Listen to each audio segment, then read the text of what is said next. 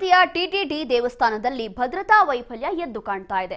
ಗೋವಿಂದರಾಜಸ್ವಾಮಿ ದೇಗುಲದ ಗೋಪುರವನ್ನೇರಿದ್ದಾನೆ ಕುಡುಕ. ಗೋಡೆ ಹಾರಿ ಗೋಪುರದ ಕಲಶಗಳನ್ನ ಕೀಳಲು ಪ್ರಯತ್ನಿಸಿದ್ದಾನೆ. ಈ ಒಂದು ಕುಡುಕನನ್ನ ಕೆಳಗೆ ಇಳಿಸಲು ಪರದಾಡಿದ್ದಾರೆ ಅಧಿಕಾರಿಗಳು. 3 ಗಂಟೆಗಳ ಕಾಲ ಸರ್ಕಸ್ ಮಾಡಿ ತದನಂತರ ಸಿಬ್ಬಂದಿಯವರು ಕೆಳಗೆ ಇಳಿಸಿದ್ದಾರೆ. ತಿರುಪತಿಯ ಟಿಟಿಡಿ ದೇವಸ್ಥಾನದಲ್ಲಿ ಭದ್ರತಾ ವೈಫಲ್ಯ ಎದ್ದು ಕಾಣ್ತಾ ಇದೆ. ಎಣ್ಣೆ ಏಟಲ್ಲಿ ಗೋಪುರದ ಮೇಲೆ ಏರಿದ್ದಾನೆ ಈ ಕುಡುಕ. ಹಾಗಾಗಿ ಈತನನ್ನ ಕೆಳಗೆ ಇಳಿಸಲಿಕ್ಕೆ ಇಲ್ಲಿನ ಸಿಬ್ಬಂದಿಗಳು ಹರಸಾಹಸವೇ ಪಟ್ಟಿದ್ದಾರೆ.